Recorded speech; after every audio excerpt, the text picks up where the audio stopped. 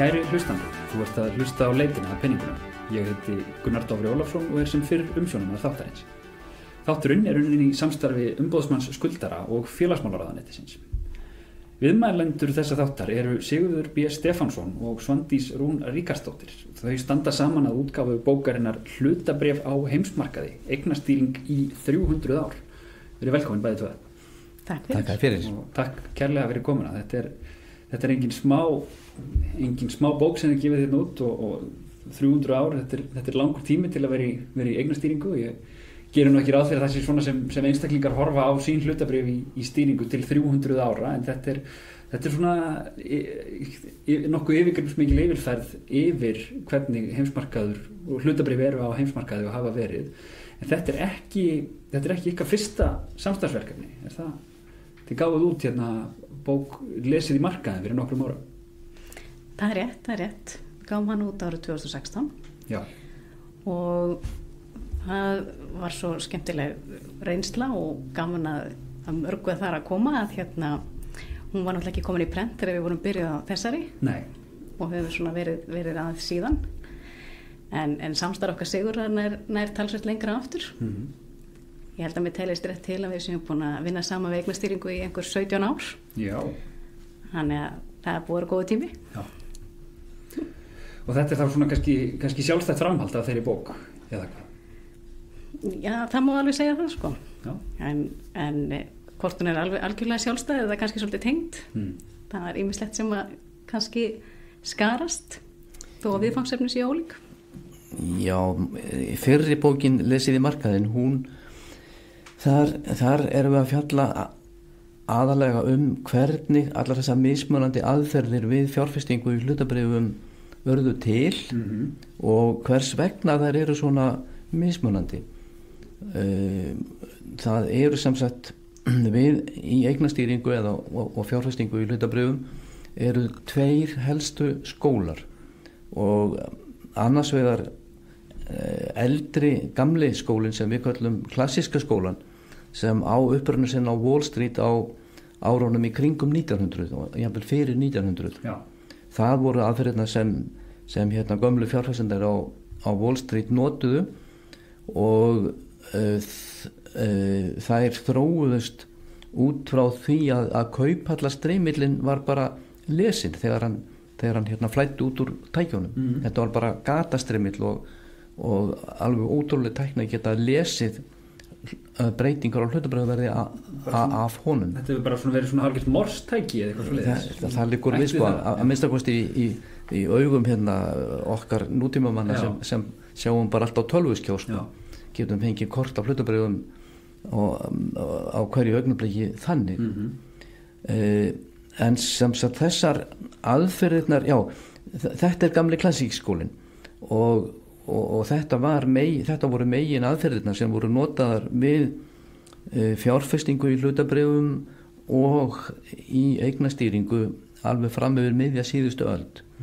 En á árunum frá 1950 til 1970 þá komu fram aðferðir sem byggðust á tölfræði og stærðfræði og háskólamenn í Chicago má segja eiginlega settu fram hugmyndir sem leiddu til alveg kollsteypu í eignastýringu. Og alveg nýr skóli kenninga sprattu upp sem er kallaður nýklassíski skólinn og það er eiginlega hann sem er notaður við eignastýringu að langmestu leyti allstaðar í heiminum núna og er líka kendur í háskólum þar sem eignastýring er kend. Þannig að við höfum lagt tölvöld mikla áherslu sérstaklega í fyrir bókinni en örlítið í seinni líka að gera greinarmun á þessum tveimur mikilvægustu skólum vegna þess að þeir eru í grundvallaratriðum byggðar á ólíkum forsendum og þær stangast með þess að algjörlega á að sömuleyti og þeir hafa, þessi mismunur hefur þess vegna kallað á miklar deilur og jafnvel sko liggur við handalögmál og stríð hér að vísu ekki núna nýlega en á fyrri áratugum sko. þannig að ég held í okkar huga mjög mikilvægt að fólk kunni mismunin á þessum tveimur helstu skólum af því annars eiginlega ómögulegt að skilja hvers vegna einn gerir þetta og annar hitt og ná annarkvort árangri eða ekki árangri. Og þið kannski áður en við förum út í þetta, bara svona segið það aðeins frá sjálfum ykkur, hver er ykkar aðkoma að peningum og fjármálum og fjárfestingum og eignastýringu gegnum tíðina? Já, ég starfa í dag sem sviðsstjóri eignastýringar hjá Brú lífeyrissjóði en hef starfað semst við eignastýringu núna í 17 ár og lánast það að vera starfandi í þessu frábæra fagsviði. Svona eins og Roy Rogers, búin að vera í þessum bransa í 17 ár. Já, mann er breiður píluti við þegar maður fer að telja saman árin, eins og þetta líður svo hratt, eins og alltaf. En Og það eru gríðarlegir fjármunir þar undir eins og hjá lífeyrissjóðum. Hvað er þetta, ertu með það í kollinum, hvað Brú er umfangsmikill lífeyrissjóður, svona sirka? Já, við erum, Brú lífeyrissjóður er bæði að stýra eignum Brúarlífeyrissjóð og lífeyrissjóð starfsmanna Reykjavíkurborgar. Já. Þannig að þetta eru samanlagt yfir 400 milljarðar. Ekki nema. Já. En þetta, já, kerfið er stórt og þetta eru miklir fjármunir og hagsmunir þarna undir. Einmitt. Þannig að það er gott að vera með þetta allt sem mann á tæru í þessu. Já, algjörlega. Já. En Sigurður, hvernig kemur þú nálægt fjármálum? Ég eiginlega get nú sagt að ég hef næstum því ekki komið nálægt neinu öðru sko. Okay. Ég starfaði sem hagfræðingur hjá Þjóðhagsstofnun á árunum 73 til 83. Það er sko alveg nálgast 50 ár síðan ég byrjaði þar. En ég var síðan í hópnum sem stofnaði Kaupþing árið 1982. Já. Og ég starfaði þar sem hagfræðingur og meðal annars á sviði gjaldeyrismála og við stofnuðum vikuriti Vísbendingu sem ennþá er nú gefin út held ég. Akkurat, undir hatti Kjarnan í dag. Já. Vikuriti efnahagsmál og fjármál og ég var ritstjóri þess í þessi 3 ár sem ég var þar frá 83 til 86 en þá tók ég við sem framkvæmdastjóri verðbréfamarkaðar Iðnaðarbankans sem Iðnaðarbankin var þá að ýta úr vör.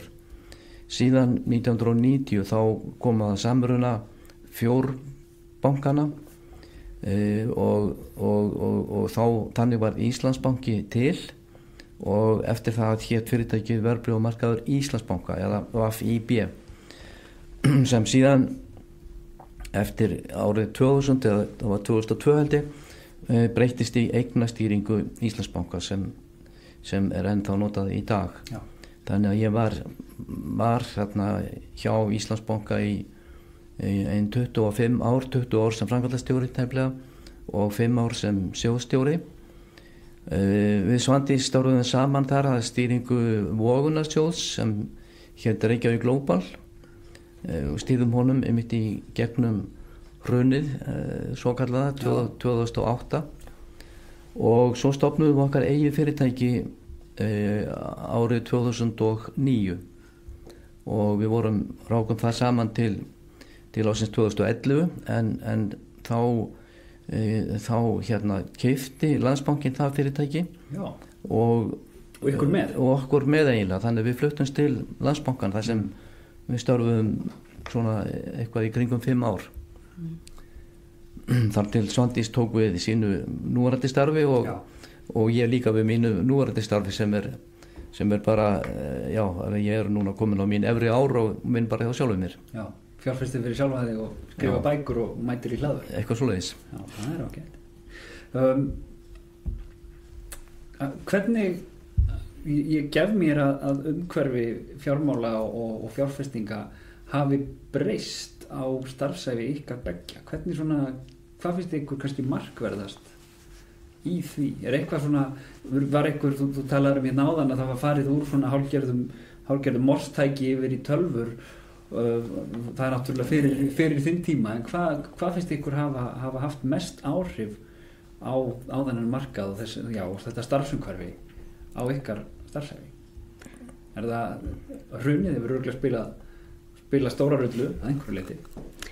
Jú, svona atburðir og annað en það eru alltaf sveiflur á mörkuðum sem við sjáum. Já. En kannski svo þú segir og þegar að tala morstreymilina, tækni framfæranar hafa náttúrulega verið gríðarlega núna síðustu áratugina og aðgengið, eins og Sigurður kom inn á áðan, aðgengi af upplýsingum markaðina, verðbréf, það sem þú ert að skoða er náttúrulega orðið allt annað upp og yfirsýn að gera og einfaldleika fyrir fjárfestana. Já, það hefur algjörlega bara kollvarpað öllu í fjárbúnum, upplýsinga bylgjan sem hérna kom með internetinu hefur, en sko ef við fórum aðeins lengra aftur þá eru fleiri, og ef við erum að bara tala Ísland sko, þá eru fleiri þættir sko í fyrsta lagi lögin verðtryggingu sem komu 1979 vegna þess að áratuginn þar á undan og meira þess að í lagi að segja áratugina, þá hafði geisað hér mjög mikil verðbólga og fór einu sinni yfir 100% mælt yfir 3 mánaða skeið árið 1981. Þannig að verðtryggingarlögin, hvort sem menn eru með það móti verðtryggingu, hún lagði grunninn að því að hér var hægt að byggja upp fjármálamarkað.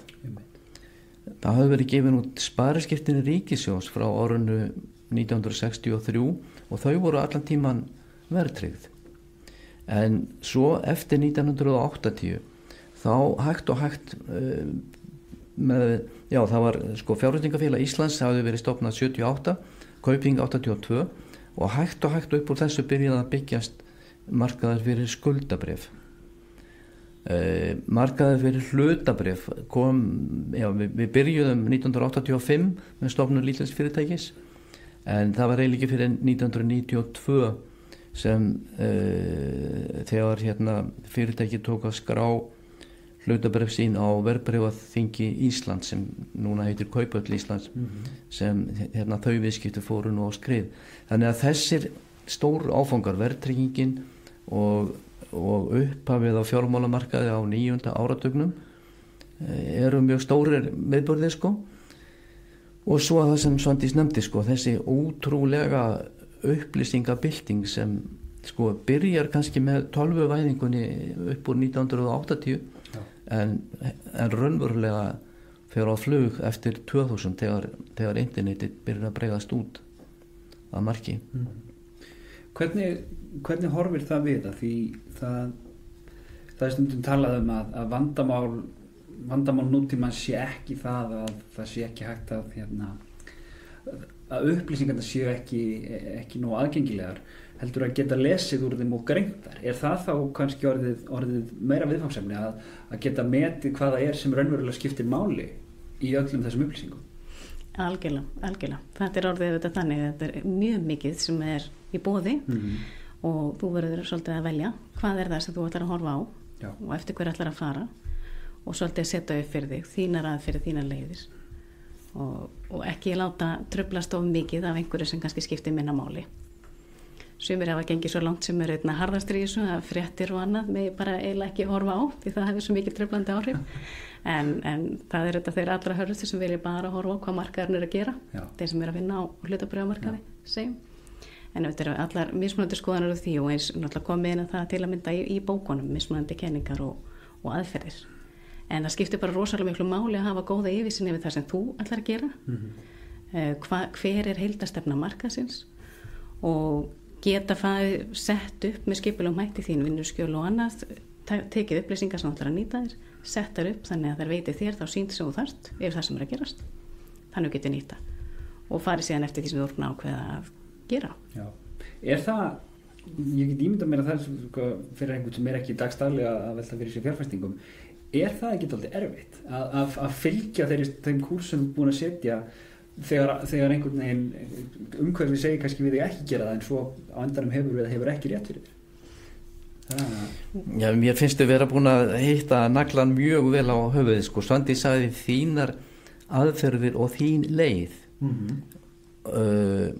það er það sem skiptir megin máli.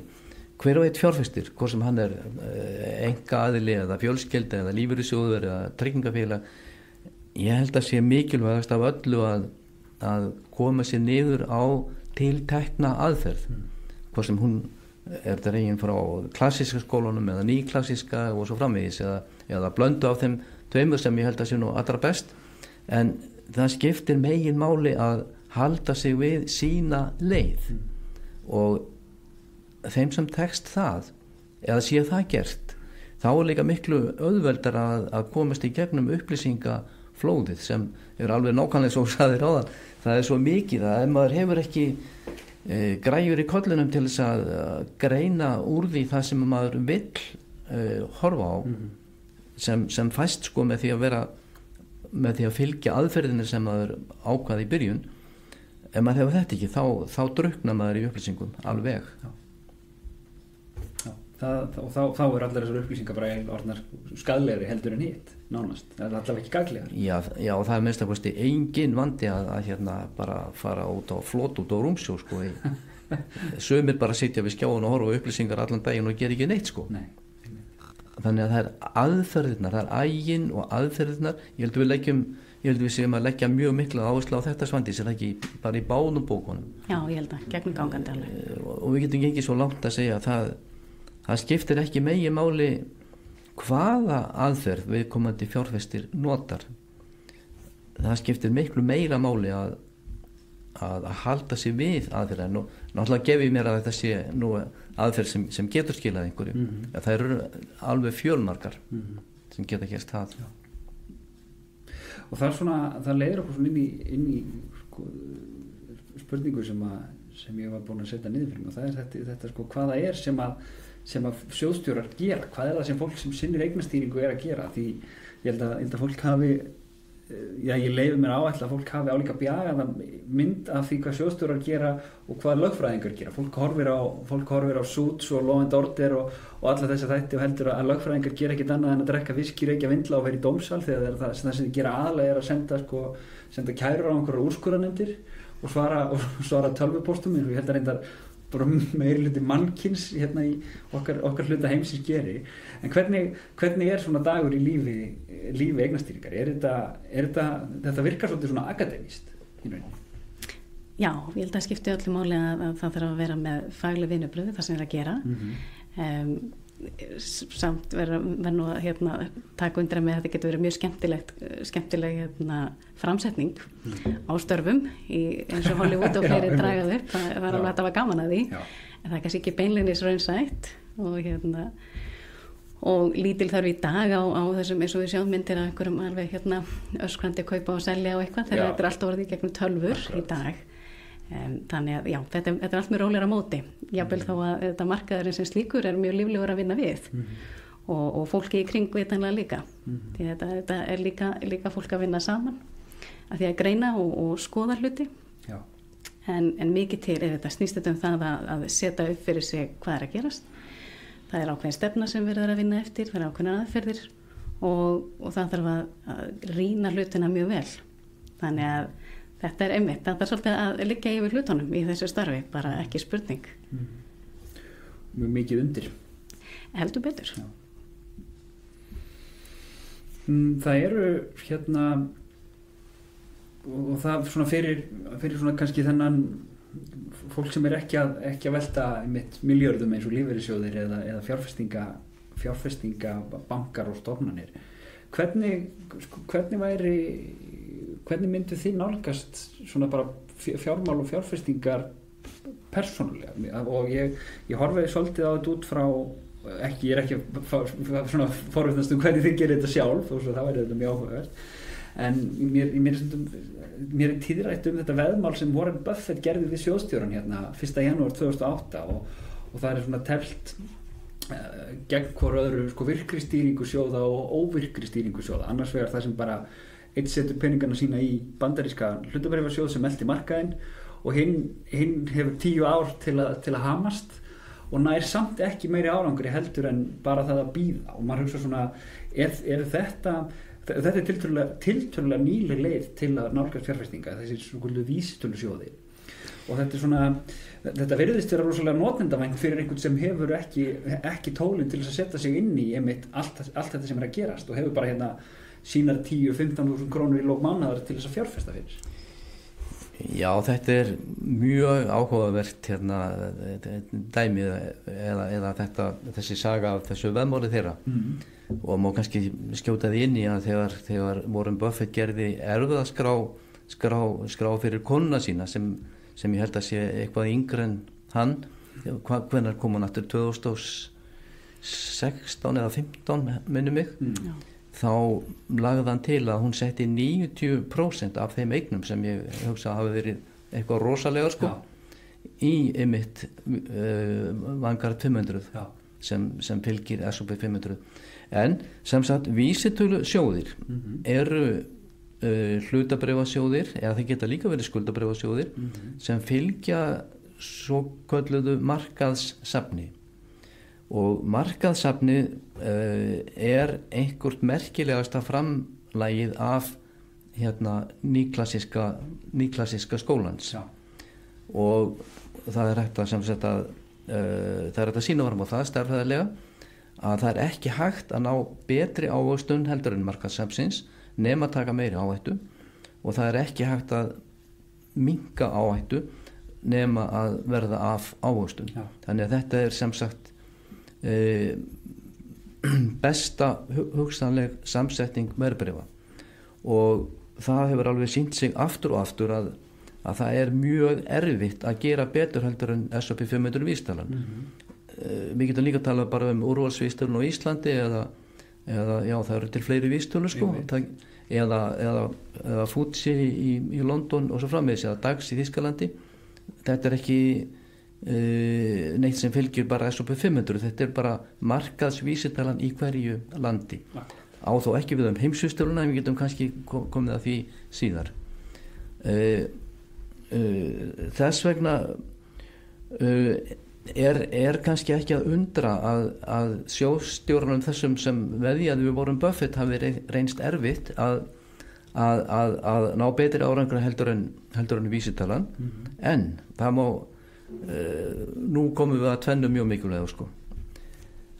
Annað atriðið er, og Svandís var bara að fletta þessu upp núna rétt áður við mættum hjá þér, að af því að veðmálið hófst á svo óuppalegum tíma í janúar 2008 sem sagt bara korteri fyrir hrun getum við sagt.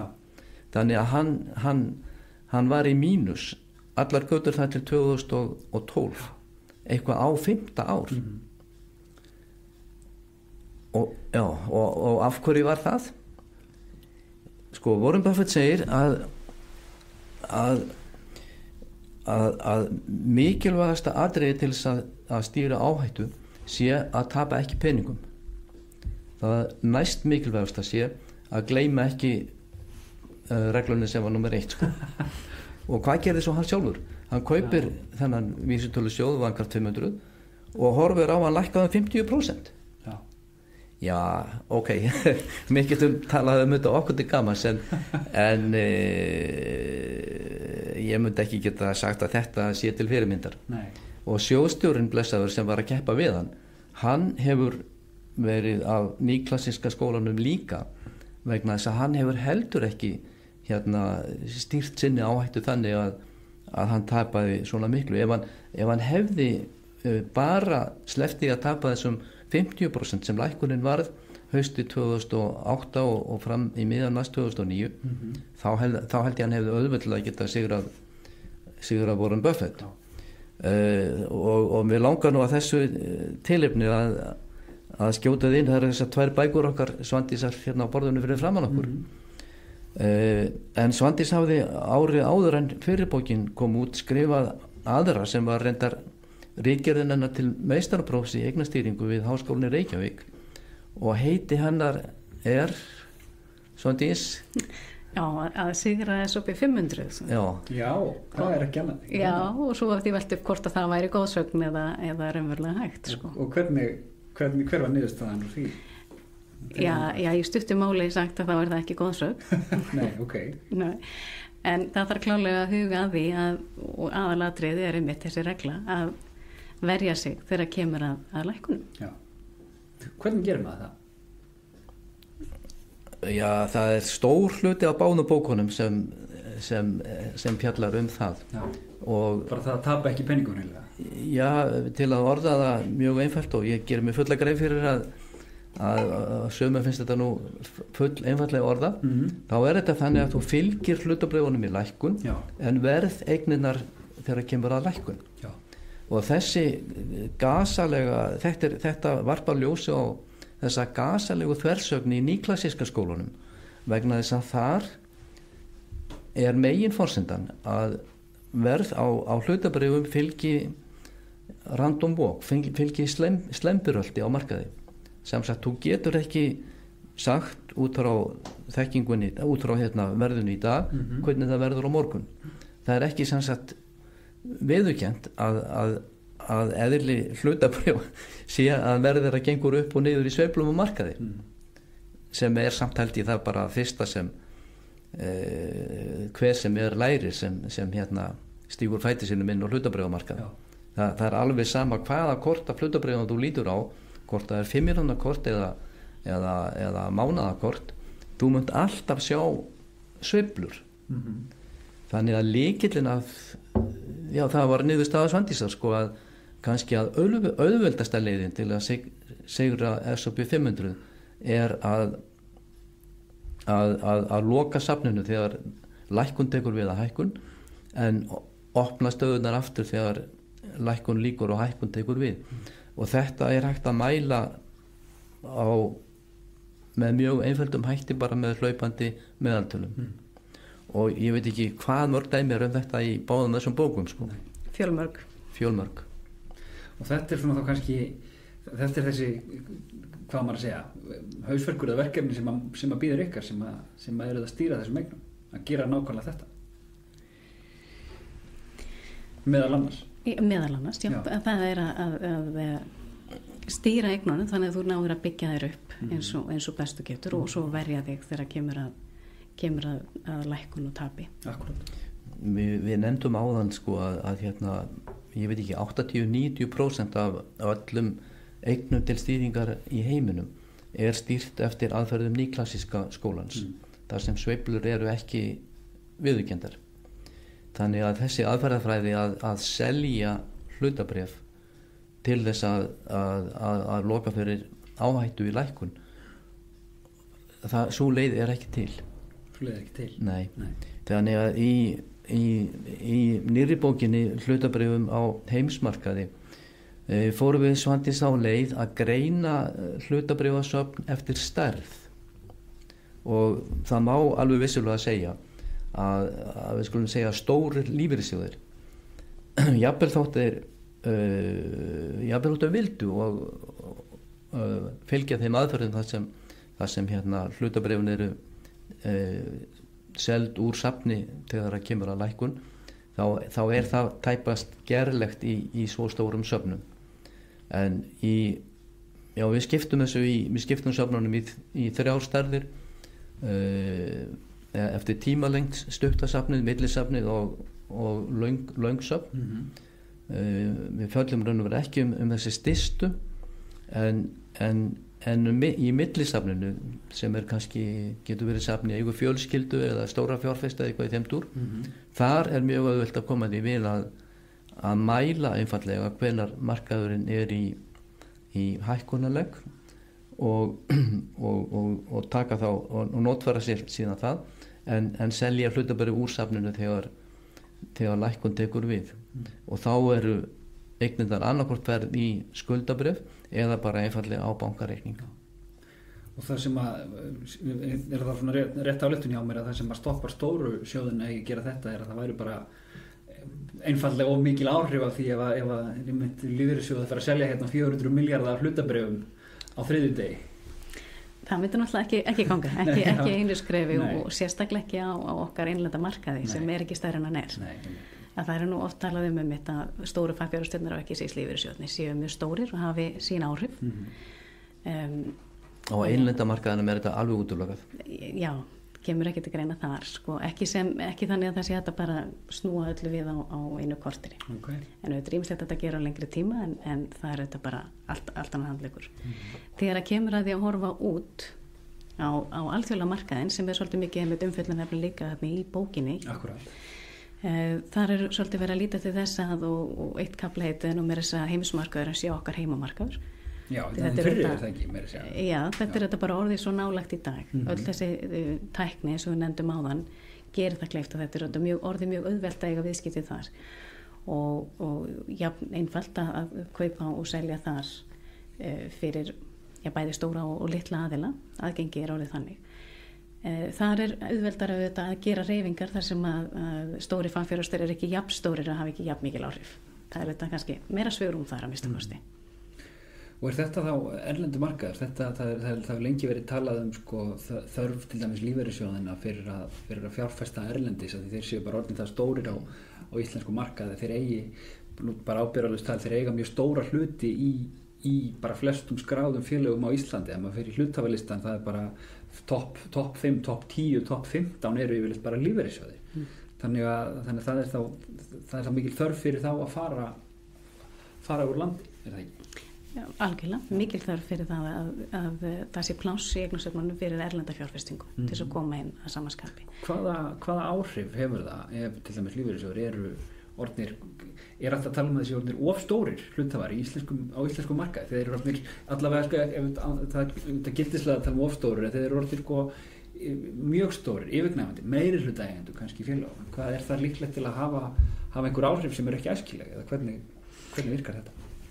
Já, ég kannski ekki alveg hlutlaus í að dæma það, ég nákvæmlega hvað er rétta hlutfallið eða hver rétta stærðin en vitanlega er best þegar að eignarhaldi getur bara verið töluvert fjölbreytt og það er svolítið svona dýpt í því.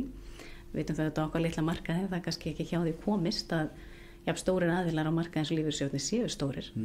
En það er kannski líka hægt að horfa þá til þess að á bakvið lífeyrissjóðina eru almenningur. Þetta eru náttúrulega eignir almenning sem verið að fjárfesta fyrir. En vitanlega, þessi umræði kemur gjarnan upp og það er alltaf spurningin hvað er rétta nálgunin varandi þetta. En eins og sé, sem mest breytt er ákjósanlegust. Já, ég held að sé ekki mjög mikið deilt um það að vöxtur lífeyrissjóðanna er svo mikill og að það verður ekki hjá því komist að þeir dreifi eignum sínum til útlanda. Þetta er sem betur fer ekki, held ég, mikið deilumál á Íslandi. Ég held að eignum það séu í kringum 35% að meðaltalið Já, ef litið yfir heildina. Já, yfir heildina, eitthvað í kringum 35. Já. Eftir hafta tímabili þarna frá nóvember 2008 framöndir 2017 þá hafði þetta síið niður undir 20%, 20 til 22, einhvers stað þar bil. En hefur síðan á þessum 4 árum vaxið upp í 35-36%. Og það er kafli í bókinni sem fjallar aðeins um þetta. Við gerum þarna framreikninga sem hafa nú verið unnir á fleiri stöðum áður Það er ekki okkar uppfinning neitt en bara til þess að sjá þetta aðeins betur í hendu okkar. Og ég held að sem sagt þarna lífeyrissjóðirnir eða bara við öll sem eigum lífeyrissjóðina og ráðamenn eigi að horfa á það alveg áhyggjulaust að erlendar eigning geti farið í 50% og jafnvel aðeins meira en það. Vegna þess að með því móti erum við að ná miklu meiri eignadreifingu og jafnvel að nýta miklu meiri tækifæri heldur en gefst í landi sem er með minna en 400.000 íbúa. Akkurat. Maður hugsaði mig til þess að íslenskur, það talaði um íslenskur hlutabréfamarkaður sem grunnur og það er ekki sem þýðir að það er fáir á honum og það eru lítil viðskipti og 20 félög. Akkurat og meðan S&P 500 stendur bara fyrir Standard & Poor 500 stærstu fyrirtækin í Bandaríkjunum og þá er nóg eftir að það eru 2 aðrar vísitölur sem er Dow Jones og Nasdaq bara svona sem maður fyrir leikmannin sem eru þarna líka. Þannig það er miklu meira í boði þar en hugsunin er líka það er Ísland þetta eins og þú segir Sigurður örmarkaður ef það högtir eitthvað hér eins og bara við höfum séð núna undanförnum árum þá getur allt farið í frost, þannig að það að dreifa þessu út í heim virkar einhvern veginn bara mjög gáfulegt. Ég held að til allra hamingju þá held ég að sé ekki mjög skiptar skoðanir þetta hér á Íslandi, en við erum líka að leggja mikla áherslu á að það þarf að hugsa þessa eign sem aðalega í hlutabréfum á alþjóðlegu markaði sem erlenda eign sko. Ok, hún mæld kannski í uppgjörum lífeyrissjóðanna í íslensku krónum og áherslan getur þá verið mjög há eða mjög lág ef það kemur til einhverja sveifla í gengi krónunar, en þetta sem sagt fyrst og fremst eign á erlendu markaði og það þarf að mæla áherslunina í dollurum eða þá mögulega einhverju annari erlendri mynt. Og nærtækasta dæmið held ég sem við getum nú haft að leiðarljósi og við nú heill kafli í bókinni tekin undir það mál, það norski lífeyrissjóðurinn, fyrrum sem var áður norski olíusjóðurinn og myndaðist við gífurlegar tekjur Norðmanna af olíulöndum þeirra, en nafninu var síðan breytt fyrir svona 5 árum var það ekki eða kannski lengra í norski lífeyrissjóðurinn.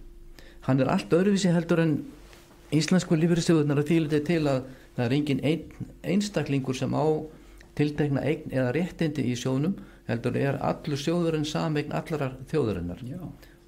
Í öðru lagi þá hann allur 100% bara ávaxtaður utan Noregs, og í þriðja lagi þá hafa Norðmenn einsett sér að allt sem lítur á þessum sjóði, það að segja stjórnun hans og stýringu,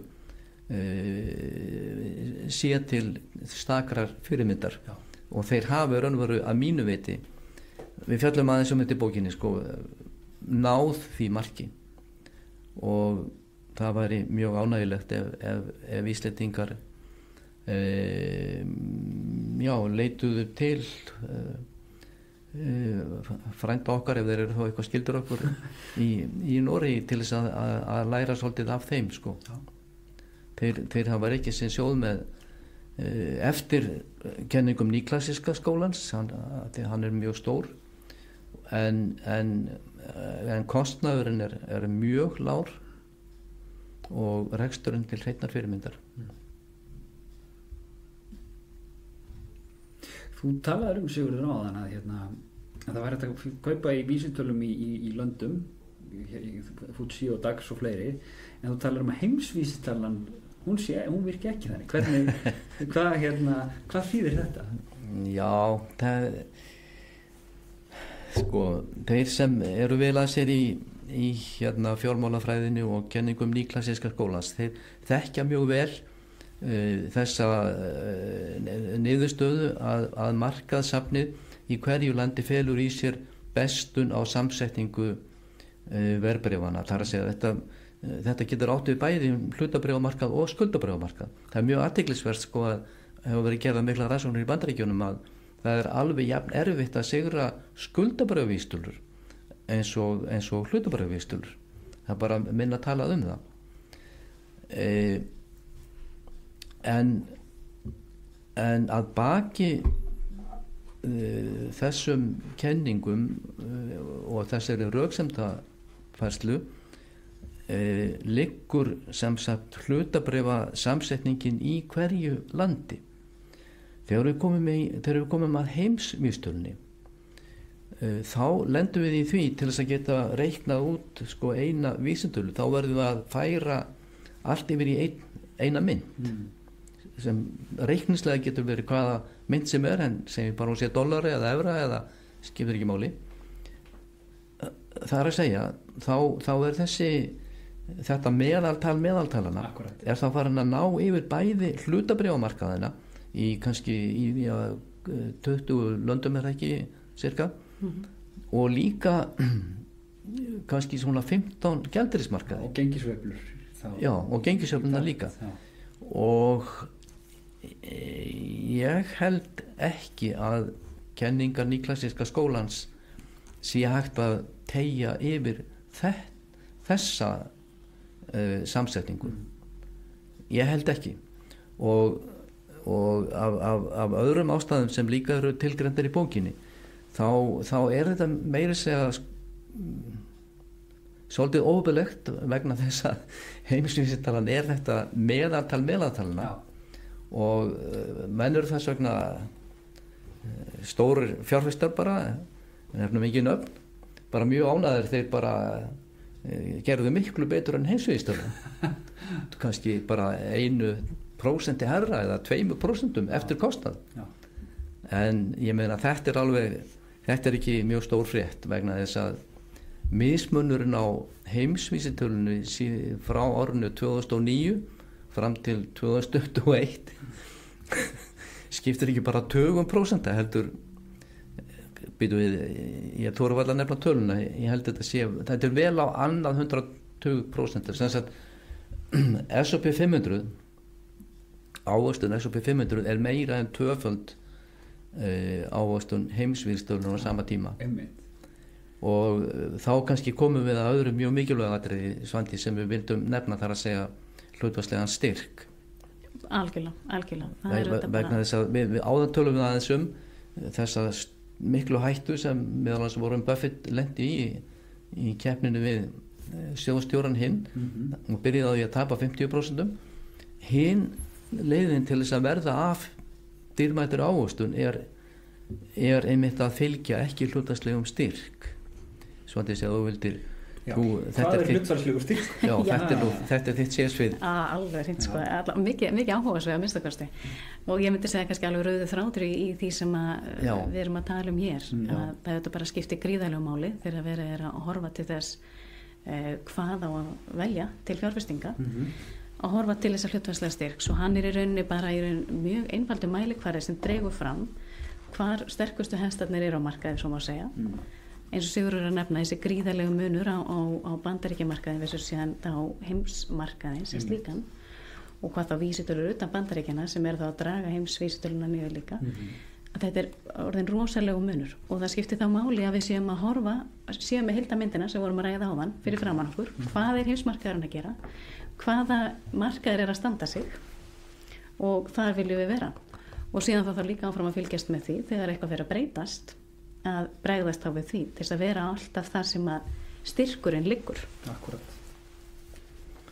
Þegar ég veit að þá ekki vera að tala um myndir í hlaðvarpstætti. Í útvarpi hérna. Já, en ég get ekki styrkt við að sýna þið mynd sem er á blaðsíðu 26 í bókinni. Mynd segir nú oft meira en 1000 orð en við getum reynt að lýsa henni. Við smellum henni bara hérna upp með þættin.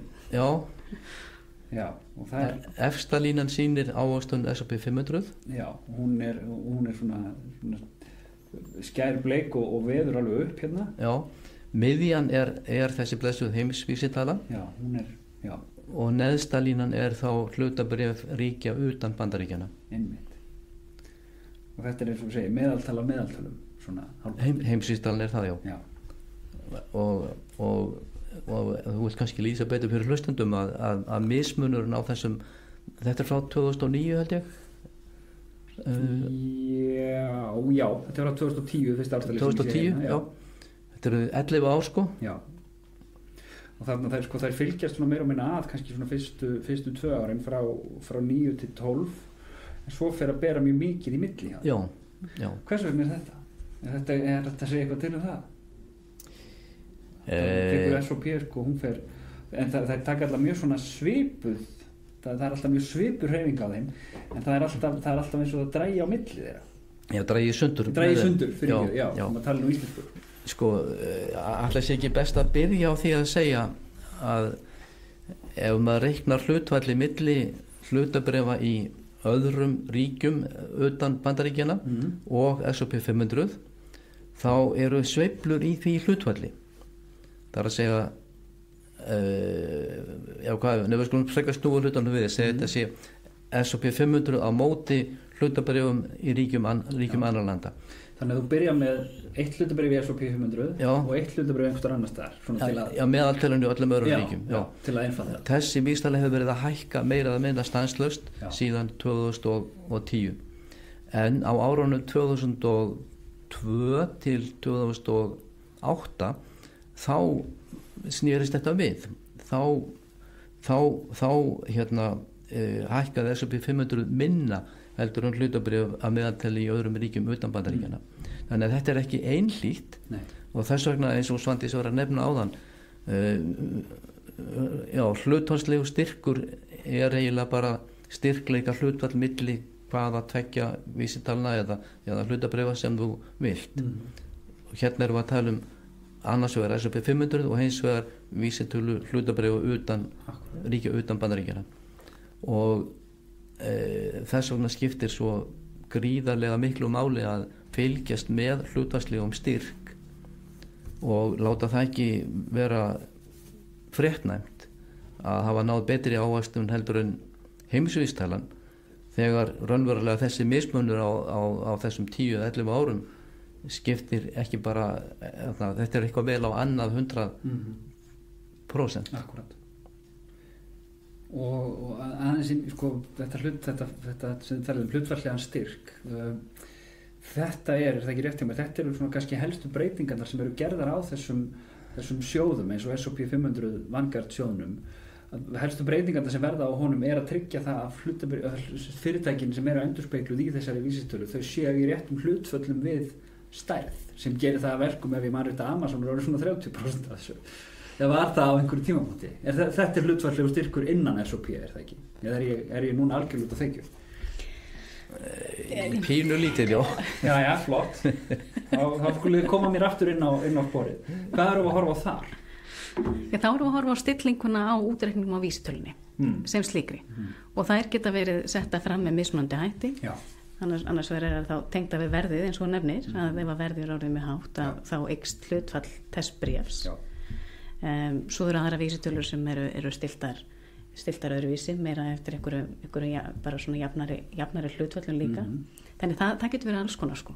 En já sko það er eiginlega bara Dow Jones vísitalan sem er frá hvað er hún var ekki 1879 minnum við það er bara hún sem og jafnvel dags líka sem er bara vegið saman með verðinu sjálfu. Þannig að verðin á Deutsche Bank er kannski 100 og Volkswagen er 15 þá er bara samanlagt verið 115 sko. En í öllum nútíma vísitölum, öllum íslensku og S&P 500 og Nasdaq og öllum þá er það vegið saman þetta markaðsverðmæti hlutabréfanna sem er hinn eina raunverulega viðmiðun en þá auðvitað getur farið eins og þú nefndir sko að ef einhvern fyrirtæki verður risastór Amazon í Bandaríkjunum eða ég tala ekki Marel á Íslandi þá verður mikið vandamál þegar verðið þessum stóru fyrirtækjum hækkar því að þá verða þau óþægilega stór í místölunum. Akkurat. Þetta er örglega árgóðan líka. En þetta er samt ekki hlutfallslegu styrkur. Þetta er ekki hlutfallslegu styrkur. Nei, hlutfallslegu styrkur er bara það þegar eitt hlutabrif hækkar hraðar heldur en annar hlutabrif. Þannig að við erum að mæla breytingataktin, ekki absolutt stærðina. Ekki sem sagt markaðsverðmætið sjálft. Heldur breytingun á markaðsverðmæti getur við sagt. Já, og kannski ein leið til þess að draga það fram er eins og nefnust þetta að bera hvaða vísitölur eða hlutabrif saman en gjarnan þegar maður er að horfa á bara heiminn og segja það þessa markaði og setja þá til samanburðar við S&P 500 þá er alltaf hægt að sjá, er þetta hækkað að lækka samanburð við þessa vísitölu til þess að sjá svona hvernig það er að gera sig en það snýst um samanburð. Ég held að megi segja til dæmis, þú þekkir þetta miklu betur Svandís að íslenski lífeyrissjóðir svona yfir línuna séu með töluvert mikla yfirvikt á Bandaríkin hafi verið það á síðustum árum. Er þetta ekki rétt tilfinning? Já, það fjarrir mér að neita því sko því ég veit ekki alveg hvað er gegnumgangandi gegnum línuna.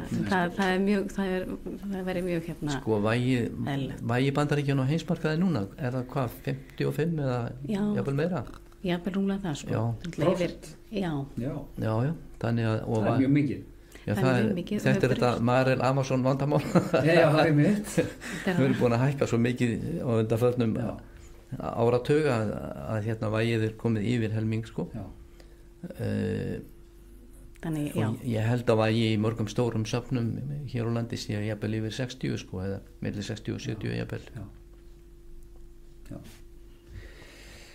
Já, það er hægt að gleyma sér í þessu. Mér langar aðeins að við förum svona kannski aftur að bókin ykkar.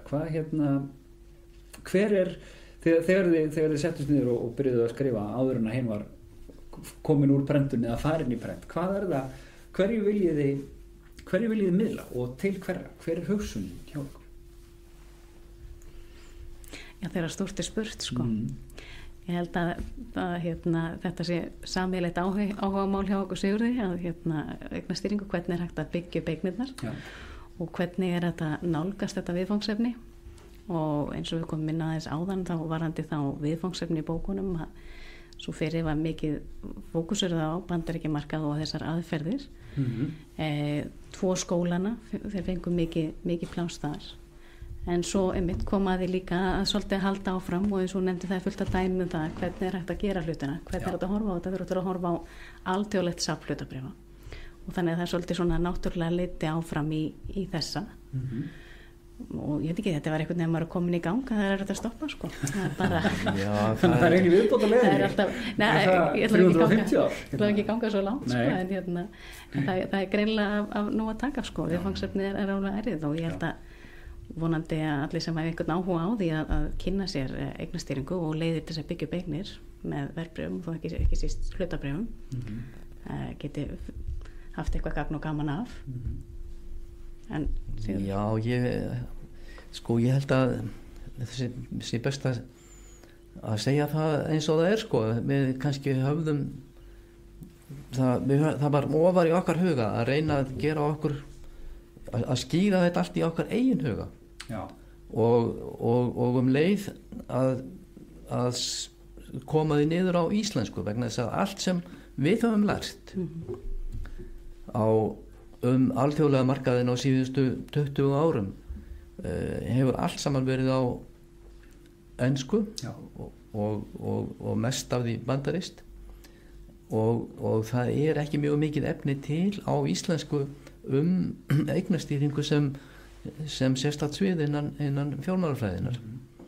Svo að það er meira þetta að skýra þetta í okkar eigin huga heldur en að við séum að reyna að selja öðrum eitthvað. Vonandi getur þetta orðið einhverjum öðrum að gagni sem hefur áhuga á að kynna sér þetta eða lesa sér til. Já. Þannig að þetta er svona frumkvöðla og hugsjónastarf í senn að setja þetta niður á íslensku og taka þetta svona saman. Ég hugsa að já, það megi segja það kannski, sko. Það vita allir sem hafa ímist skrifað eða þýtt bækur að það verður engin eitt af ofboðslega ríkur af svona bókaútgáfu nema það fari í einhver svona mega metsölu hérna. Já, ég held að er það ekki að vera einhver rosaleg spennusaga eða hvað, er ekki? Ég held að við getum alveg sagt eins og sko, við höfum það nú alls ekki í huga. Nei. Þá höfum við notað tíman öðruvísi. Já. Það eru það er svona fyrir leikmanninn, það eru tveir kaflar sem við höfum svona sumuleyti kannski rætt þann fyrri sem ég voru að hugsa, og það er þetta að tímasetja markaðina, því það er oft allavega þegar fyrir fólk sem er ekki á hverjum degi í því að stýra sínu eignasafni, að það sé erfitt, að þú eigir þegar þú ert bara svona áhuga fjárfestir og ert að reyna að ávaxta þinn einmitt svona kannski 10-15.000 kall í lok mánaðar, að þá getur svona allt að því glemt því að reyna að kaupa á réttum tíma. Það aðalatrið sé bara í rauninni að kaupa. Það er þessi skóli sem þú talar um hérna. Nýklassíski skólinn, já. Og hvernig sko, verður svona eðlisbreyting á þessu þegar fólk fer úr því að vera bara með sinn svona engasparnað og vill reyna að halda áhættinu í lágmarki yfir í það að vera svona fjárfestir með milljarða eða mörg 100 milljarða undir. Hvernig þetta blasir við? Eða gilda sömu lögmál? Já, það gilda nú held ég að miklu leyti sömu lögmál, en þú nefndir sem sagt að tímasetja markaðinn. Já. Og það er þar sem skilur á milli, það er að segja sko í þegar nýklassíska skólanum er fyllt þá er ekki hægt að tímasetja markaðinn. Nei. Og ekki einu sinni ekki hægt að tímasetja viðskipti, það er að segja kaup og sölu, vegna þess að markaðurinn fylgir samkvæmt þeim kenningum slembiðröldi og einn tími er jafngóður og annar. Og þaðan er líka komin þessi hugsun að með reglulegan sparnað sko, það sem þú bara leggur þína fjárhæð inn mánaðarlega og getur verið, ég hugsa bara langflestir líka byrji bara þannig sko, og það er ekki hægt að benda á aðra betri leið til þess. Akkurat. En þegar verður að tala söfn svona, sem við kallum millisöfn. Hvað er það langur tími, millisöfn? Já, þá erum við að tala allt frá svona örfáum vikum upp í fá eina mánuði. Já. Tíma prófílinn þar. Til dæmis safn sem mjög tölvöld tungt í nýju bókinni Hlutabréfum á heimsmarkaði og við kallum grunnsafn Rós. Rós er nú bara nafnið á gamla fyrirtækjan okkar Svandísar og þetta er einhvern veginn situr enn inni frá þeim tíma. Já. Grunnsafn Rós, og við sýnum fram á að það er hægt að ná alveg undraverðum árangri með því að tímasetja markaðinn og þetta er þá millisafn sem er auðvelt að kaupa og selja á bandaríkjamarkaði og að meðaltali eru bara ein viðskipti í hverju mánuði. Það er að segja það er keypt og selt einu sinni í hverju mánuði, 12 sinnum á ári. Er það mikið?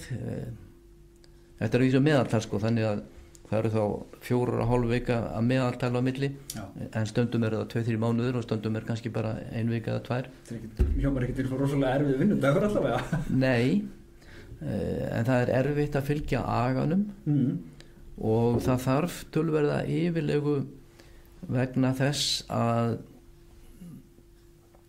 sko tímasetning markaðarins fer eftir merkjum sem maður les af markaðanum, þannig er nú heitið á bókinu frá 2016 lesin í markaðin. Já. Og maður verður að sjá fyrir hvenær merkið kemur aðeins áður en það kemur innan dagsins áður en það kemur á dagslokaverði.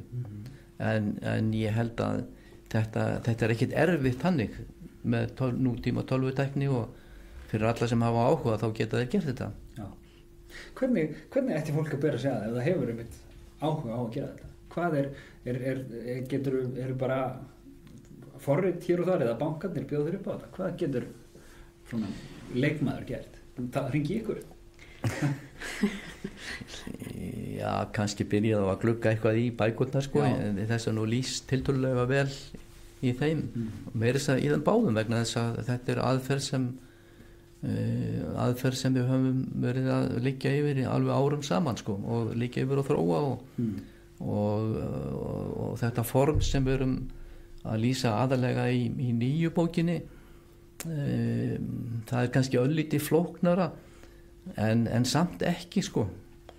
Nei, það snýst svolítið það bara að byrja að setja sig inn í og stilla sig svolítið af sko. En leið og við segjum það þetta sé ekki flókið og allt það þá er samt betra að taka fram að þetta er ekkert eitthvað sem að stekkur inn í á einum degi eða einni viku eða einum mánuði sko. Þetta er það þarf að fara mjög gætilega, það þarf að byrja smátt og það þarf að afla sér töluverða þekkingar. Og ég hugsa líka Svandís að sko við erum búin að velkjast í þessu saman í 17 ár sko, þannig að það sem við lesum í markaði núna held ég er svolítið annað heldur en það sem við vorum að lesa fyrir 17 árum sko. Hvernig þá? Sko þetta er bara svona segjum bara að þú varir í tískubransanum sko, og þú séð allt í einu nýja flíkur, einhverju nýju efni og saumað á einhverjum tilteknum og hönnu og allt það. Þín augu sem sérfræðings í tískubransanum sko, sjá kannski allt annað út úr þessu heldur en ég segi sem veit ekkert um fatasaum eða tísku eða neitt svoleiðis sko. Þetta er svona þjálfun sem heldur það ekki, Svandís?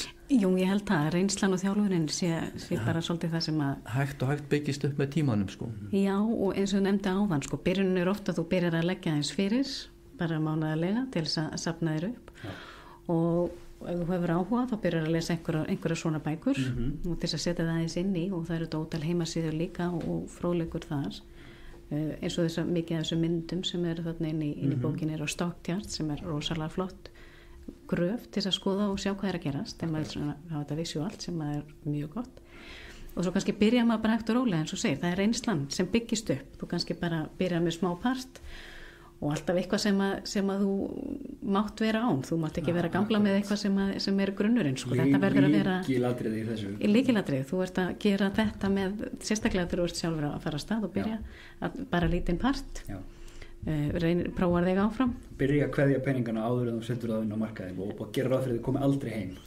allavega í huganum í huganum, þetta þarf að vera þannig allan eitthvað sem þú ætlar ekki að nota næstu mánu á móti eða það næstu, þetta þarf að vera eitthvað svona langtíma hugsun Svo er kannski líka góð hugmynda fyrir það sem á áhuga að setja sig vel inn í markaðin að lesa hvað aðrir fjárfestar hafa gert og vegna þess að fyrri bókin okkar á 2016 vorum við mitt að rekja aðferðirnar, uppruna aðferðana þá er þar einmitt fjallað alveg, ég hugsa nokkra tugi fjárfesta og það eru sögur af þeim og hérna, já, þetta voru allt frá Charles Dow sem Dow vísdalinn kennd við og stofnanda Wall Street Journal allaveg yfir í kannski Warren Buffett sem er starfandi enn í dag og William O'Neill sem er kannski helsti lærifæður okkar Svandísar í nýju bókinni þá erum við meira að fjalla kannski uppbyggingu safna á alþjóðlegu markaði þannig að það er minna svona sögur af einstaklingum þar þó ekki alveg laust nei, sko, við reyndum samt að krydda eins og við gátum sko, við vorum með sko, John Maynard Keynes sem er náttúrulega þekktastur fyrir framlagsið til hagfræðina hann er faðir þjóðhagfræðina sem alla var til fyrir hans dag en hann er stundum kallaður líka faðir eignastýringar hann var fjárfestir hann nefnilega var stórkostlegu fjárfestir skrifaði mjög mikið eignastýringu og hann bar ábyrgð á stýringu eða uppbyggingu safna bæði í háskólanum í Cambridge sem hann starfaði sem hann var, já hann er frá Cambridge sko starfaði þar í 20-30 ár og svo var hann líka stjórnarformaður í 2 tryggingafélögum og hann náði undravörðum árangri á þessum sviðum Keynes er stórkostlegur maður og bara alveg held ég höfuð og herðar yfir samtíma með sína bæði vegna þeirra yfirsýnar og kannski bara vitsmuna sem hann hafði en við segjum aðeins frá samskiptum hans við Winston Churchill sem var fjármálaráðherra þarna á árunum frá 1924 til 29 eftir milli styrjaldana sko, eftir fyrri styrjaldana þegar kom að því að hann sem fjármálaráðherra þurfti að koma stellingspunktinu aftur á gullfótinn og þá skipti máli hvaða gengi er fyrir valinu hann boðaði Keynes og félaga sína á Haugaflugsfundi í Dánistræti 11 og við segjum aðeins frá því og við segjum aðeins frá sko Churchill, ég skulle segja Clementine eiginkona Churchill, hún hafði hálgerað efasemdir það að hann geti orðið góðu fjármálaráðherra vegna þess að hann væri bara, sagði hún við hann sjálfan sko, kannski ekki svo mjög góður að hérna taka ákvarðanir heimilisspötuna sko en Churchill benti nú á að þetta var nú alveg tvennt ólíkt sko, heimilisspötan og eldurspötan og sjá fjármál ríkisins sko. hann ríður nú vel við það sko. og svo fyrir við með þess að alla liði að segja frá já það var sagfræðingur sem snýri sér síðan að fjármálafræði og þá rakst hann á að sko Churchill hafði við fyrir fráfært sitt heimilað að allar upplýsingar hans fjármál, bara alla æfina, allt sem til var, alla bankareikninga og allt saman, yfir þeim hvíldi engin leynd. Og dóttir Churchill hafði síðan bara staðfest þetta. Þannig að hann skrifaði bók einkafjármál Churchills sem hérna og hún ber titilinn No More Champagne. En sem sagt bæði Churchill og John Maynard Keynes og svo í talanum ekki sjálfa Englandsdrottningu eru öll saman held ég mikið áhuga fólk kampavín. Og svo maður svo maður mætti nefna líka Stefán Einar á Morgunblaðinu sko. Já, hann er í þessum hópi og við svona hérna, við förum stuttlega yfir þetta líka aðeins til þess að leta fólki í lund þegar er að reyna að þrælast í gegnum þessa nýðþungu töflur og línurit sem fylla bókinu öðru leyti. Já, hún er bara svona svo ég játi það, ég hef ekki lesið mig í gegnum hana og hún virkar svona kannski miðuð af fólki sem hefur svona einhverja grunnþekkingu á þessum málum. Það kannski ekki rétt lesið hjá mér. Já, þú meinar sem er búið að lesa fyrir bókina. Já, það er einmitt sem er grundvallarreit í fjárfestingum eða hvað. Já, það kannski hjálpar léttir undir, en ég myndi segja allir sem hafa áhuga á að kynna sér þetta eiga nú að geta gluggað í og hún er kannski líka sett upp þannig að hægt er að fletta upp atriðum sem maður hefur áhuga á. Það þarf ekki að lesa hann alla í belg og bið, hún er alveg talsvert kaflaskipt. Já, ég tók að mitt eftir því, það er að lesa þá svona tiltrúlega. En hún á að vera svona þægilega ekki þess að grípa í líka, maður er kannski ekki alltaf tíma til að lesa mörgundur blaðsíður í einni lotu sko, þannig að svona, en að geta kíkt í hana og eins og ég segi það er svona komið inn á fólk og persónu líka þó að töflurnar og myndirnar eins og sagt, mynd segir nú oft meir en 1000 orð og það dragaðu þetta fram heilmikið sem er að gerast en varandi karakterina líka eins og nefnir aðeins áðan þú veist að þá náttúrulega, við vorum að tala hvernig þú ert að byrja að þá er líka rosalega gott að geta lært af reynslu annara að draga fram eins og í lesimarkaðin hvað þessir aðilar voru að gera, hvernig báru þeir sig að þessi munur á skólunum sem við erum að nefna, allar er bara að fylgja markanum og bara ekkert að pæli sveiflunum, bara fylgja allar eru að horfa til þess að reyna að tímasetta kaup og sölu, horfa til þess er stefnan til lækkunar eða er hún til lækkunar þannig að þú getur svona tekið þá afstöðu hvaða aðferð henta þér séð hvað þeir hafa gert en svo eins og segjum, einhverstað verður að byrja og það er fyrst til að eiginlega þeir eru komin inn með nokkra krónur að þú fær almennilega líka að setja þig inn í þetta tengir þig svolítið við sko. Akkurat, maður þekkir þetta, það er ekki fyrir maður er orðin sko, fyrir maður á eitthvað undir að maður raunverulega fyrir að kynna sér hlutina alveg reynd sko. Já, ég hugsa það sko, þú þarfst að hafa það incentive sko.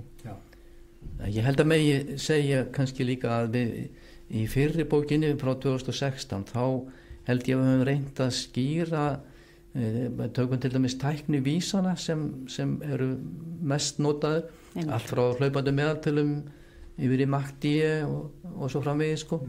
Við reyndum að skýra þetta eftir bestu getu í fyrir bókinni en það gerum við ekki í nýju bókinni hreinlega vegna þess að það hefði bara verið hrein tvítekning þannig að því liti til má segja að hlutabréf á heimsmarkaði sé kannski, já það er ákveðin undirstöða sem fólk þarf að hafa til þess að geta Já, en kannski nefna líka það eru svona orðskýringar aftast fyrir svona alls konar hugtök sem ekki verið alltaf að þannig að það kemur kannski líka inn í og svo vorum að nefna að það vorum að lýsa mynd það eru náttúrulega töflur sem eru stórar og eru svona svolítið að reyna að veita yfir sínina og svo er gerð tilraun til að reyna að lýsa því alveg hvernig þetta er allt saman gert en liður í því líka hver og einn svolítið finni hvað vill hann vera að horfa á, hvað vill það hafa fyrir augunum alltaf sko. Hvað hérna og svo ef fólk hefur áhuga þá sá ég að fyrirbóki lesið í markaðin, hún er til hún er aðgengileg bara í verslunum og þannig að upplægið er alveg til þannig að fólk getur byrjað þar og fært sér svo yfir í næstu Alveg rétt, það er á nóg að taka Já, en það var eitt kafli bara sem að, í bókinni sem að sem er hnautum, og það er 31. kafli. Hvernig finnum við góða ávöxtur næstu ára og áratugi? Er ekki rétt að láta ykkur svara þessu? Hvernig er þetta? Já. Spurningana. Já, þetta hlýtur að vera svona spurningin sem blasir við fjárfestum alla daga. Algjörlega, og ég held að við höfum kannski komið einhver leiti inn á það hérna í okkar spjalli núna. Ég held það. Já. Og bara stórum hluta og þetta hugtak sem við rættum aðeins hérna áðan með hlutfallslegan styrk og samanburð líka á mörkuðum. Já. Kannski ekki komið inn á það beinlis að það er framalega í bókinni er tekin 100 ára samanburður á vísitölum. Nú er það 120 ára. Þau eru orðin 120 núna, já. Því að áðan vorum við að bera saman heimsvísitöluna og hérna er svo við 500 ára markaði bara yfir stutt tímabil.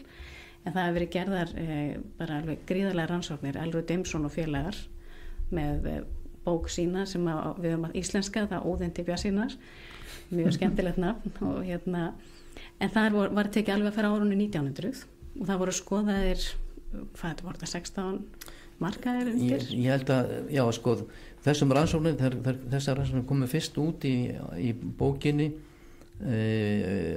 2001, en á vegum Credit Suisse svissneska fjárfestingarbankans þeir var stutt Dimson og félaga og við áframhaldandi uppbyggingu á þessum gagnagrunni.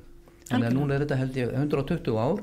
Já. Og ég held 21 land inni sem er komið inn núna. Já, það er búið að bætast við og þarna sjáum við þá þessi langtíma meðaltöl hvað hlutabréf og skuldabrif á þessum mörkuðum hafa verið að gera. Og það er aldeilis mikill mönuleika þegar hortir þetta langt skóp, eins og nefndir 300 ára, 100 ára þetta ekki fjárfestingatímabil hjá neinum einstökum fjárfesti. Akkurat. En getur gefið góða raun til að sjá aðeins hvað hefur verið að gerast, hver undir staðan, og það er alveg gríðarlegu munur í þessum tölu líka hvað Bandaríkin eru með hæstu töluna.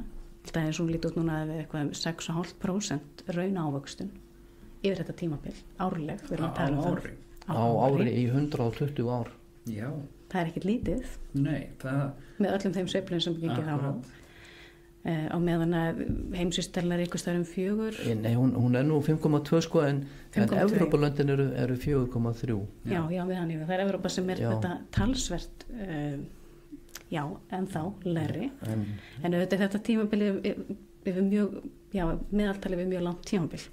Ekki lýsandi fyrir mánuði eða ár. Og eins og við nefndum á þannig að hlutvöllin breytast hvað er sterkast á hverjum tíma. En þarna kemur þú svolítið inn á líka sko, mikilvægi þess þegar fólk er í fjárfestingum að þetta er sko ég segi stundum að ef einhverju ætlar að segja hvernig þú verður ríkur hratt á þess að hafa fyrir því þá er hann að ljúga þér. Það er alveg erfitt og mjög ólíklegt að það gangi upp að eignast mjög mikið af peningum á mjög skömmum tíma með lítilli fyriröfn. En þetta sem þú segir sko 6,5%, mér munar ekkert það ef að 100 kallinn minn hækkar hérna 6,5 krónur, en ef hann gerir það ár eftir ár í þangað til að ég verð 70, þá er þetta farið að skipta máli og þetta er kannski það sem fólk þarf að fókusa svolítið á.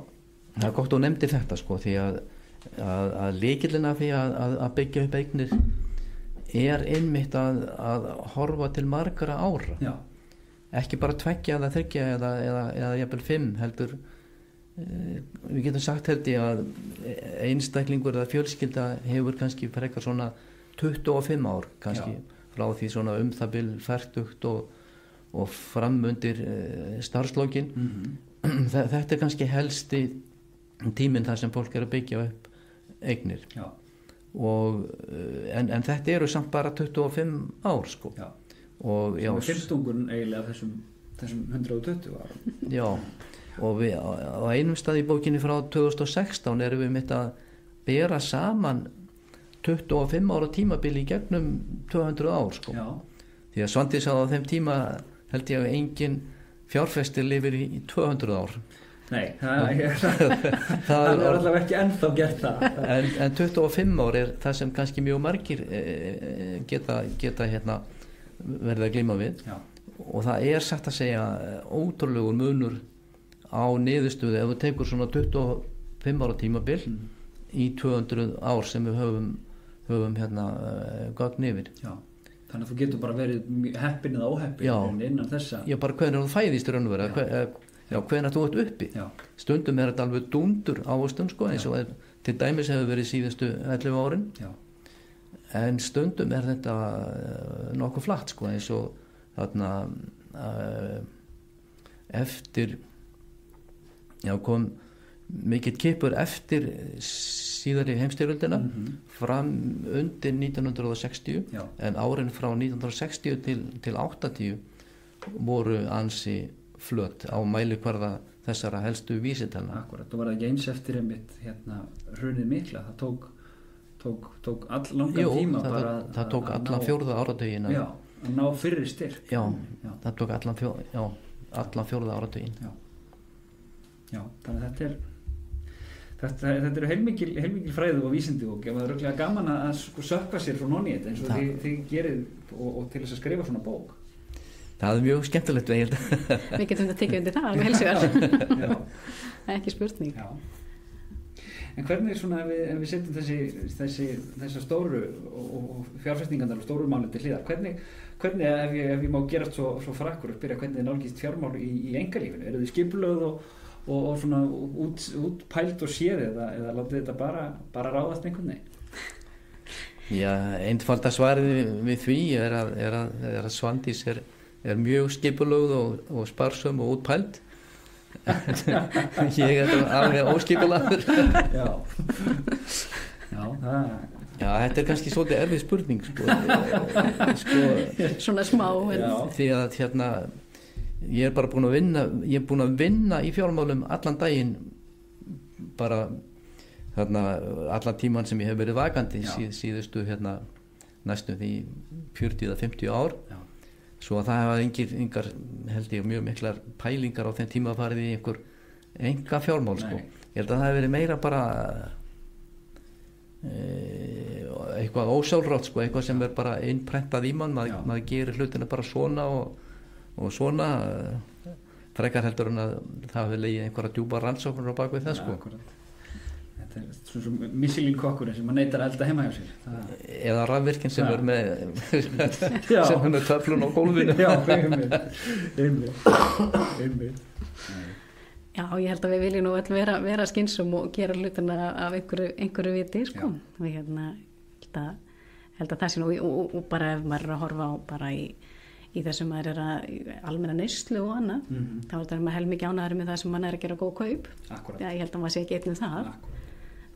Akkurat, og eitt sem sko svona kannski undir lokin þegar við settumst þetta niður áður en við skrúðum frá hljóðneminu þá vorum við að ræða sko hvernig þetta hefur breyst nálgun bara venjulegs fólks á fjármál, bæði eru sko fjárfestingar eru svona komnar aðeins á radarinn hjá fólki. Ég veit ekki hvort að við séum svona brend eftir hrunið að þetta hafi einhvern veginn verið svona leið í dvala en svo kom stúlingin á Sigurður sko fólk bregst orðið miklu hraðar við sko til dæmis bara breytingum á lánaframboði bankana. Já, ég held að það orðið gríðarleg breyting eins og Svandís nefndi áðan bara á fjármála umhverfinu hefur orðið mikil breyting en sko svo hefum við öll líka breyst með og bara til dæmis aðgengið af upplýsingum hefur náttúrulega algjörlega gerbreyts með tilkomu internetsins og tölvana og allra gagnagrunana sem búið við slíkum upplýsingum. Algjörlega. Sem betur fer sko því að ég held að sé mjög mikil munur á viðhorfi unga fólksins til fjármála núna og þegar ég var í barnaskóla ég man bara aldrei eftir að fjármál hafi verið nefnt þá sko. Nei, ég veit. Og við sem stöndum að þessum þáttum við þykjumst nú svona allavega heyra það út undan okkur að það sé að verða svona dálítil vakning í þessum málum og peningar séu svona að komast aðeins upp á yfirborðið. Þetta hefur ekki verið neitt þetta er sko foreldrar held ég hafi veigrað sér við að ræða þetta við börnin sín og sem gerir það verkum að börnin hafa þá ekki þekkingu á fjármálum þegar þau verða fullorðin. Það er ekki gott. Nei, það er ekki gott sko. svo er þetta alltaf opnast, eins og segir, við erum að tala eins og með húsnæðislánin, þetta er orðið svo auðvelt að endurfjármagna og annar kostnaðurinn í kringum, þetta er orðin allt annar heldur en það var. Já, hann var alveg lamandi hár, gæti verið hérna. Hann var það, þegar voru uppgreiðslugjöld á öllu saman og þetta var bara umtalsvert hærri kostnaði að ræða. Já. Þannig þetta er orðið miklu opnari umræði varandi þetta og þetta er auðvitað einn stærsta fjárfesting sem að flestir fari í, það er steypan, það gefur höfuðið. Já.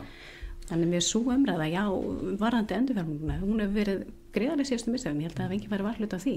Þú nefndir aðeins áðan að hugsanlega hefði hrunið haft áhrif á huga fólks. Ég held kannski að hérna, við megum ekki vanmeta þau áhrif.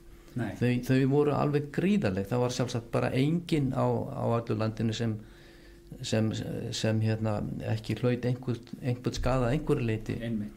Hérna af þessu áfalli þarna 2008 og forstjóri Kauphallarinnar hefur nú bara einfallega talað fyrst við hlutabréfaútboð Icelandair núna á síðasta ári og svo í útboðunum sem hefa komið í kjölfarið. Já, sem Íslandsbanka og fleiri útboð að hérna það hefði núna sé að verða merkjanlega breyting en við erum að tala líka 13 ár. Já. Í Bandaríkjunum eftir hrunið mikla hérna 1929 ég held að mig alveg segja að það tók 20 ár fyrir almenning að koma inn á hlutabréfamarkað aftur en notabenni það var að vísu heimsstyrjöldin sem kom þarna inni líka 39-45 en þessi ár þarna frá 1930 til 1950 var þáttaka almennings lítil. Svo er annað reyndar mjög mikilvægt atriði sem hérna, við höfum eftir að við höfum ekki nefnt og það er þessi gríðarlega breyting á vöxtum sem hefur orðið síðustu 40 árin. Já. Við fjöllum aðeins þetta í nýju bókinni bæði á Íslandi og í Bandaríkjunum en líka auðvitað í sama mæli öðrum löndum. Í Bandaríkjunum lækkuðu vextinni frá því að vera 17-18% árið 1981 niður í bara næstum því 0 2018 getum við sagt.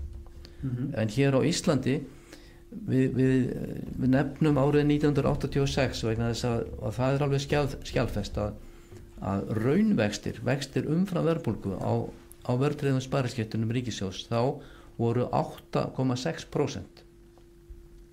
8,6% umfram verðbólgu. Í dag algengir húsnæðislánavextir svona kannski 4,5 og verðbólga annað eins. Já, íbúðalánavextir en vextir á ríkisskuldabréfum þeir eru ennþá minni. Þeir eru nánast engir. 1% er ekki eða? Jú. Þannig það eru neikvæður raunvextir þar.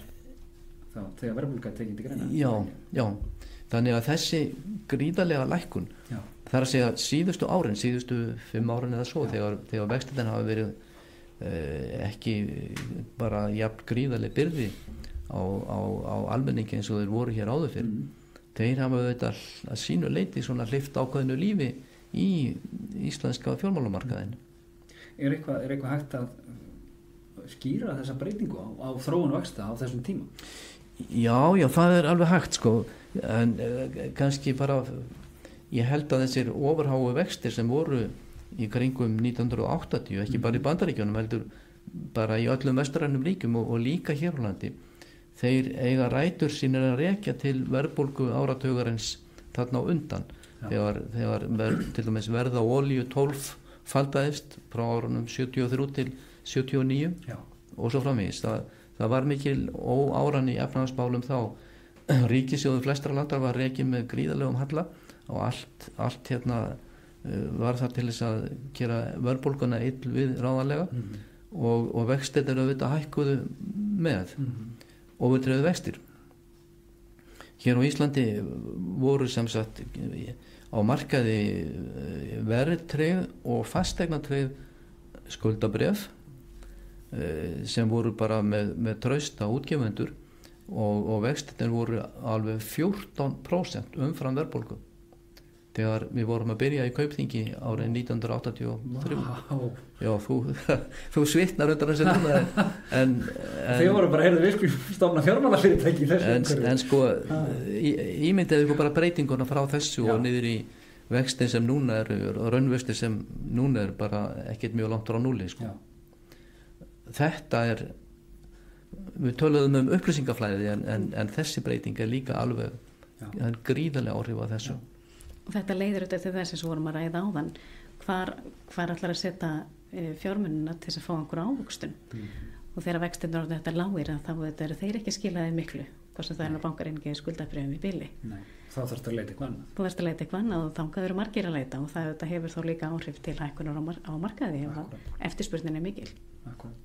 Haldið þið svona, ég ætla ekki græða ykkur mjög mennta svar en haldið að það að fólk hafi ekki tekið þátt á hlutabréfamarkaði eða almenningur, haldið að þetta hafi haft neikvæðar afleiðingar á bæði sko bara engasparnað og eignamyndun einstaklinga og líka á bara möguleika fyrirtækja til að fjármagna sig og til að taka þátt á markaði. Hvernig þetta að koma með servittu greiningu á því að Íslendingar voru bara mjög óvirkir á hlutabréfamarkaði í 10 ár? Já, einmitt, þetta þetta bara eins og við komum inn á þann, þetta var auðvitað stór skellur 2008 og það er kannski ekkert skrítið við það að aðilar halda þessir höndum. Nei, einmitt. Það auðvitað temprar þegar það er minna frambóð af fjármagni en við auðvitað vorum kannski líka á þessum tíma bara í svolítið uppbyggingafasa. Akkurat. Má segja. Já. Þannig að það var ekkert endilega mikil peningar í boði til að fara inn á markað. Nei, árunum síðan eftir erum við að sjá síðan bara félög í rólegheitunum bætast inn og við verum að tala hlutabréfamarkaðinn 1 og 1 og þetta er að byggjast upp í þessu við erum 20 núna en þau voru ansi mikið færi til að byrja með. Við vorum með 2 árið 2009. Þetta bara Æslandir og Marel. Og Marel, já. Já, einmitt. Þannig við erum að tala það að þetta sé litli markaði var náttúrulega þá minni og hann er bara búin að vera að koma tilbaka eftir þetta alls saman sko. Það var ekkert skrítið að fólk héldi aðeins að sér höndum. Nei, en ég held líka að fólk hafi á þessum árum frá 2009 eða 10 og fram eftir síðasta áratug notað sparnaði til að greiða niður skuldir. Akkurat. Sem skuldir heimilana hafa farið lækkandi allan þann tíma sko. Sem alltaf líka bara mjög gott og við sjáum það líka að það er einhverju tölur innlán og annað hafi líka aukist þannig að fólk var kannski fara að huga meira að þessum málum. Akkurat. Að leggja fyrir þú það fær ekki strax inn í hlutabréfin var ekki tilbúið það. Akkurat og gerir það þá vonandi á með að þessi takki upplýstar ákvarðanir það þegar það svo gerir það. Nákvæmlega með eitthvað hlutaði sínu sparnaði. Akkurat. Heyriði, ég held að við séum nú bara komin ansi langt með þetta ef það er ekki eitthvað sem við erum alveg stórfenglega að gleyma sem þið viljið koma að. Ekkert sem gefur í kollinu, veist það kosti núna? Þá held ég vilji bara þakka ykkur kærlega fyrir komuna og við sláum botnin í þennan þátt Svandís og Sigurður, höfundar bókarinnar Hlutabréfa á heimsmarkaði, eignastýringi í 300 ár og með umtalsverðar reynslu á þessu markaði. Takk kærlega fyrir komuna. Takk fyrir sem leiðis. Takk fyrir bóðið. Takk. Og ef þú, kæri hlustandi, hafðir ánægju eða gagn af þessu spjalli, þá máttu endilega benda vinum þínum og fjölskyldu á hlusta á leitina að peningum. Og ef þú lumar á áhugaverðri sögu heimilisfjármál, vilt spyrja spurninga eða benda á góðan viðmælanda, máttu endilega hafa samband á Facebook síðan leitina að peningum. Takk fyrir að hlusta.